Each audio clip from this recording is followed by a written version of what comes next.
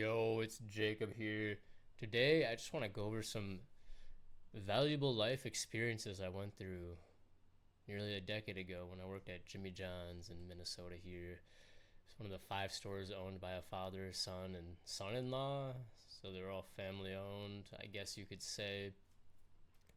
Modern day, I think they had some issues and split up ownership of various stores. But overall, I'd say they were decent people. I really didn't have anything to say against them. I don't think they were bad at all. Just hardworking family. I respected all of them. They're very pleasant to work under. Um, Especially the father and son. Enjoyed chatting with them when I had the small opportunities to do so. Anyways, though, the in-law son was the big boss of my store. If you guys see this, hey, what's up? Hello. Uh, y'all have my cell phone. Feel free to shoot me a text and we can catch up and whatever.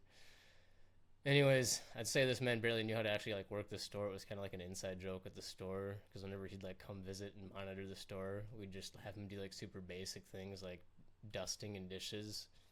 Maybe he just put up a front just to watch how we operated. Who knows? No disrespect, but I'd assume that he was doing a lot behind the scenes. I'm a business owner. There's a lot of other things that the lower level employees won't even think about or know about. So that's just the truth. Potentially a big assumption. I really don't know how much the son-in-law, and father split up work and the management and all the just other paperwork that comes with running a business and being the actual owner of it. So who knows? I'm not going to assume anything. I don't mean this in a braggadocious manner, but I'd say the employees immediately picked up on my intelligence. I was told I got hired there in the first place because I made the hiring interviewer slash store manager feel stupid in the interview, which she's a phenomenal person. No disrespect there. Definitely looked up to her and owe some perspective in my life to her. The owner, whenever we would meet, he talked about wanting to promote me to manage his busiest store at one point, which I did end up going down that path a few months later, and then I ended up just quitting on the spot because I got so fucking tired of having to wake up at 3 a.m. and drive an hour to work. And the people that drive at the crack of dawn to work are some of the worst drivers ever. Some of these people would just follow me with their brights on. And it's like, bro, if I hit a deer because you're blinding me with the power of the sun, we're both going down because you're riding my ass. Think this out. I'm ahead of you. No one's in front of us. Let me put my brights on for both of us. Or just weird shit. It's just fucking miserable. Ugh. With that being said, I respect the opportunity and his ability to want to give me opportunity in that moment. Very respectful, very cool.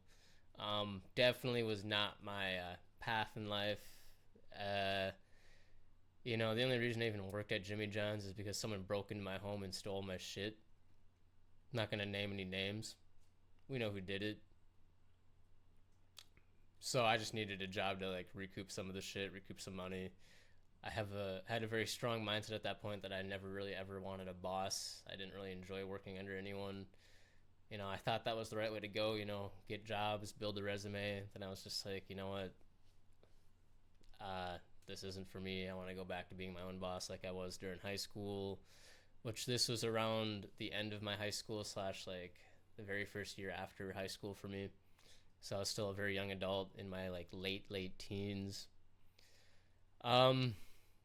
And while I got to know the owner, there were several times he'd try to convince me to go on mission trips. He's a very Christian man. At least that's what he told me outwardly. That's what he presented. Which I don't know if that's an appropriate conversation to have with an employee. It probably isn't. It's probably not even legal. I don't care. I thought they were friendly debates and friendly conversations. I enjoyed chatting with him and picking his brain and just learning about him. And I don't have any issues with that. I don't think he was forcing his religion on me. We would definitely disagree with a lot of things. I told him that there's so many planets in the sky and so many stars in the cosmos that, a fraction of a fraction of them have to have life, right? And then he would counter back with things like, well, if you set out every piece and part of a Boeing 747 on an airstrip and a tornado came through, and at the end of it, that tornado assembled the plane part by part, that's about the odds of us existing. And that was like his basis for arguing why like God was real and stuff. And that just, I just thought it was a friendly little conversation. I always enjoyed it. Um, really can't hate anything about it. But it is relevant because I thought that background in his personal life was just interesting for me to note. Once again, no disrespect here. Later on I became the sampler, which means I'd make the samples in the morning, dice them into thirds, and go to various businesses within our delivery zone and give them samples. Sometimes if they had like a meeting that day, I'd give them a significant amount so everyone at the meeting would have some samples. And chances are, going out of my way to do things like that retained business. I also sampled, sometimes a second time in the day around the shift change area when weren't as busy. Usually sometime like either before or after lunch rush type shit. You know how the stores run if you work there. It's not that different from any other store, honestly. I'd say I got us a lot of business with the current manager. She and I and some of the other team members were pretty efficient with the shop to where we turned probably the only non-profitable store in his portfolio into a profitable one. Hopefully they're profitable now. I got no ill will. I think they ran a clean shop. They made some good ass food. Made some cool friends there. R.I.P. Lance. You are loved. I miss you. Yeah, a lot of cool shit went down there. For instance, I've known Lance my whole life, but I think that's when I really actually developed a proper friendship with him and a lot of other people that I normally would never have like met or got to know. So I'm always grateful for that and have some fond memories working there. I have some non-fond memories as well. It's a job. Not everything's perfect. But yeah, I would say I laid that secret sauce on my methods when it came to ensuring we'd get some repeat business. The goal of the sampling was to give out sandwiches and have these people come back and give us business later on because they'd, like the sample they tasted. But herein lies the problem is sometimes I'd have to get back to work early or something, or customers would start showing up and I'd get called in or whatever, and I'd have leftover samples. So if I was driving back and I saw like a homeless person with a sign or a mom and their kid or whatever, I'd just be like, hey, here's our samples. I hope this helps. I hope this feeds you for the day while you're out here in the hot sun. I'm not going to sit there and quiz them about why they're there. I've been homeless. I've had to live out of a car. See my other video about one of the times I've been in that situations. I'm not going to sit there and make them jump through hoops to validate their level of the level of their being disadvantaged. I'll put it that way for lack of better words. And just dump off the box, leave the box, whatever, show back up to work. And no one would be any the wiser, but I didn't really like hide what I would do. I'd just be like, yeah, I gave it to this person, whatever. I'm figure the owner's a God-fearing Christian man. He'd probably be respectful about that. He's a hard worker. He's a professional fisherman at one point, which I thought was really cool. That's can't be an easy job to get. He had a Land Rover, and which is weird because he'd drive this shitty old man van to work, just literally a minivan, and like try to cosplay as poor almost, even though he clearly wasn't. I found that a little sus. Some of the other employees found that a little sus. But, once again, self-proclaimed man of God. Didn't think he'd mind me wanting to give back to the needy, right? But I was wrong. When I was telling him about this one day, he came to me and he tried to explain that I shouldn't give samples to homeless people because they aren't able to come spend money in the business. I get it. I'm a business owner, but at the same time, I'm not even like religious, but I still like do my own part in terms of like giving back as a person and as a business, literally twofold. And I don't do it with any expectations of anyone helping me. I don't do it because I need the recognition. And the only reason I even post about any charity work I might do is to inspire other people or to attract like-minded individuals to me so that I can like do more work with them and we can do more work together to help people and uplift our community, whatever. That's not the point. Point is back then I didn't really have a lot of perspective in terms of being like a business owner that's running like an actual like brick and mortar store. Most of my business experience was as a professional artist and doing server management and consulting as a teenager. So completely different background entirely. I didn't do much charity work in terms of that other than making like free art for people out of sometimes, or like donating money directly. I didn't have the experience in terms of like how that money balances out when you're paying for the materials of the goods that make that sandwich. I'm paying for my time to go and deliver these sandwiches and give them away to people that are going to then in turn bring back business. And then even with that, this was my first time really dealing with a store that wasn't profiting. So I could, in hindsight, respect his perspective. Still, I just think it was a little hypocritical and it was really confusing for me. And it made me lose respect for him as a person. Not that I didn't understand the perspective after he explained it, but it helped me realize that religion doesn't always equate to a sense of morality, but it also helped me realize that religious business owners will put profits ahead of people and money over morality. Once again, I don't necessarily say that in an inherently bad way. I'm not trying to like say all people in this category are like this or bad. Not at all.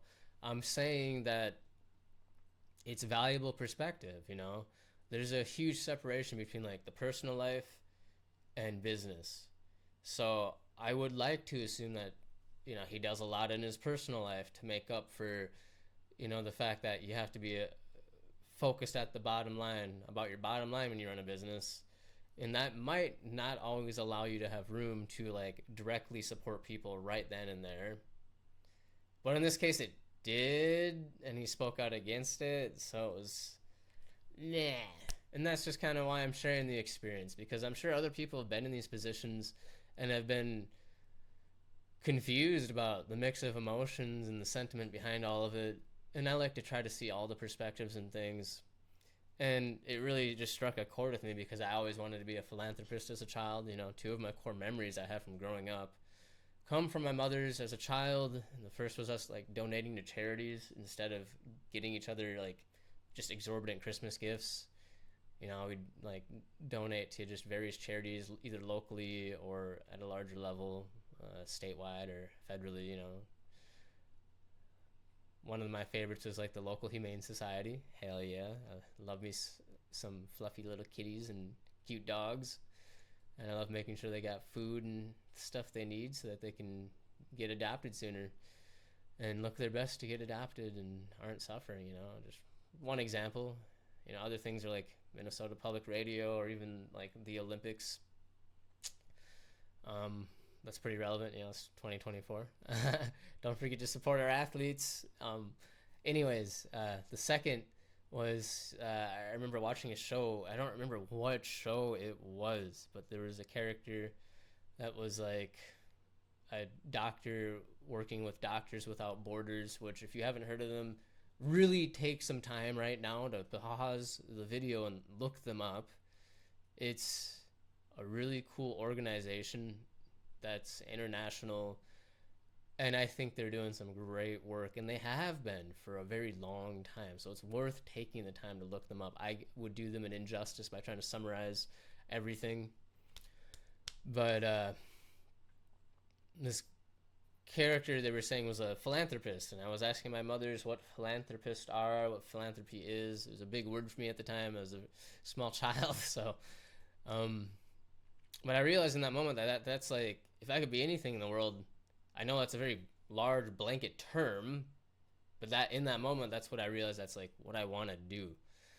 You know, if I could spend my life spending all my time just helping uplift others, why the fuck wouldn't I want to do that? Obviously, that's kind of the most ideal childlike mindset most children have. You know, you ask them, should we help this person? They're usually, most of the time, going to say yes. They're not going to ask about all the uh, variables that go into it about why it might not be a wise idea. You know, you don't want to give your last dollar out to help someone else, right? Maybe you'll go homeless if you do it, or whatever. You got to be smart about how you help people so you're not hurting yourself and giving away too much of yourself to help someone else. It's always a wise thing to be cognizant of. But the show helped me realize that it's not easy to be a philanthropist. You need to have disposable income and disposable free time and just the means. That doesn't mean if you see someone struggling to like move a mattress on the side of the street that you don't go out and help them. But if you want to do more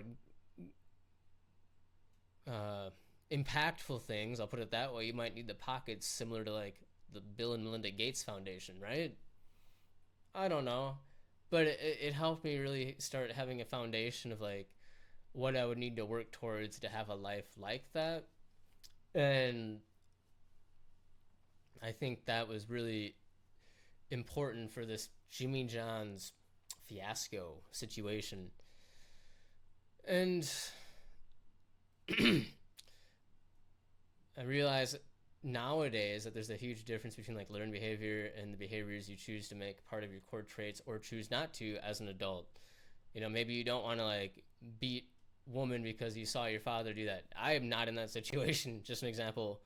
Or maybe you do want to like be very charitable because your mom taught you to be. You know, choosing what behaviors to embellish and what not to is the difference between what you were shown and learned as a kid, whether that's from a teacher, a friend, a parent, a friend's parent, an aunt, uncle, TV, social media, whatever, and then incorporating that into your day-to-day life as an adult. You know, being cognizant of that's very important.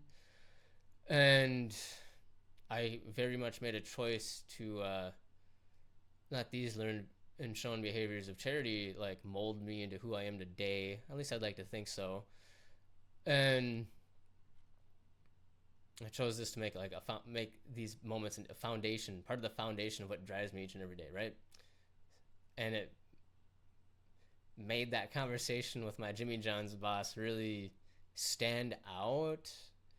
And this isn't even the first partner, business partner, or employer I've had. My previous business partner and employer that I sued, which is that other case, Old 218, even told me that nonprofits are a waste of time. You don't make money from them, even though one of my life goals is to like run a decently sized nonprofit foundation and be really hands-on. And he knew that, you know, which is funny because this dude will donate merchandise to various nonprofits just to look good, but he himself would never put in any effort to actually like do anything meaningful himself unless he knew he got business or money from it. He literally told me he only helps people that help him, that can help him. And I've seen a lot of that with other business owners, which is why I'm telling this story now about Jimmy John's and the owner that I experienced. So it feels like people are really like doing mental gymnastics here. And maybe that's because they're bad people, morally questionable people. Maybe they're just good people who are trying to balance, like I said, the personal life and the business side of things. I don't know. But I really don't want to see people hoarding obscene amounts of wealth and doing mental gymnastics to just do that and only that. And I'm not saying the Jimmy John's boss is doing that. I don't know.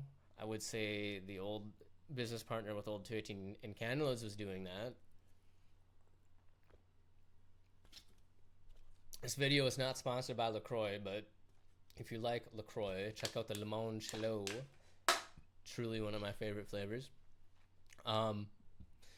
This experience really did solidify within me that I must find a way to become successful that isn't at the stake of or expense of other people, but would also just actually let me help others. As the great Lauryn Hill once said, you can get the money, you can get the power, but keep your eye on the final hour.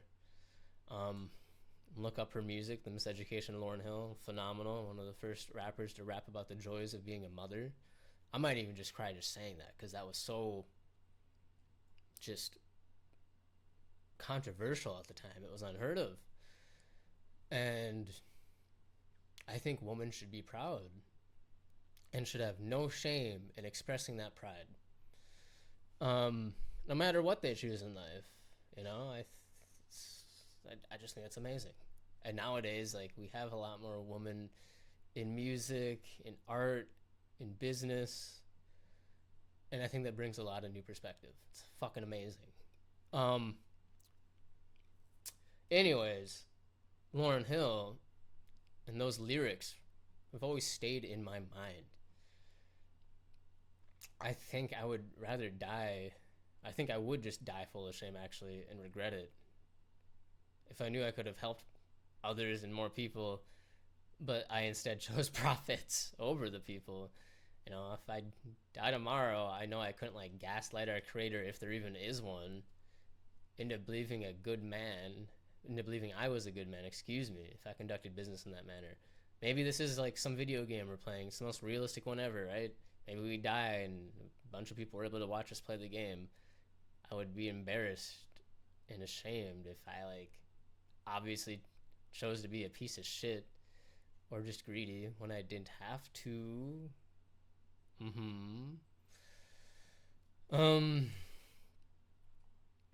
So that's kind of why this experience stayed with me, is it made me question all of this stuff within myself. Not that I haven't had these deep intrinsical self-aware thoughts my whole life. I always have. God knows I overthink everything, and I'm always pressuring myself to do better and do more. But I feel like it helped me really be aware of like fake ass people that pretend they're righteous, but their actions will show you that they really aren't.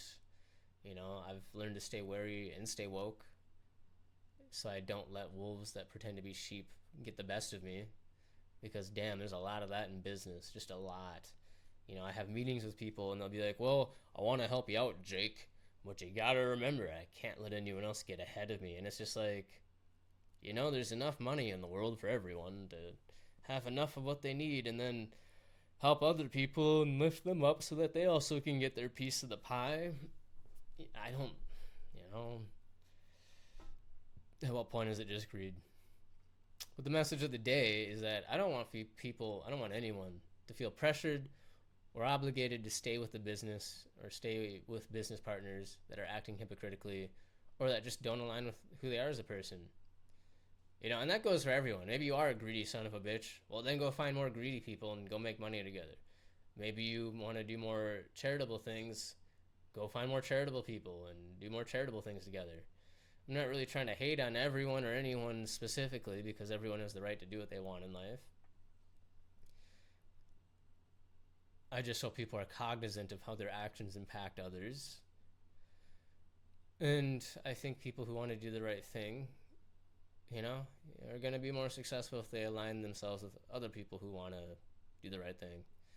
And that's the main message, is there are many business owners out there, entrepreneurs, and just other mentor figures and other people in general, whether or not they're even in business or not. There's people on the street now who will put people before profits. You just gotta find them. And a lot of these people don't mind if you reach out. So, by all means. I don't know. I don't know if there's really anything to learn from this other than just know you're not alone. If you want to find good people, and just know you're not the only one going through weird shit or who has gone through weird shit, like these situations where your bosses are trying to help you learn the difference between your personal life and your business life, and how that might put you into morally gray and morally difficult situations. You know, maybe this boss would do things differently now that it's been almost a decade since. Who knows? I'm not going to act like he's the same person as he was almost 10 years ago. That's a dick move on my part.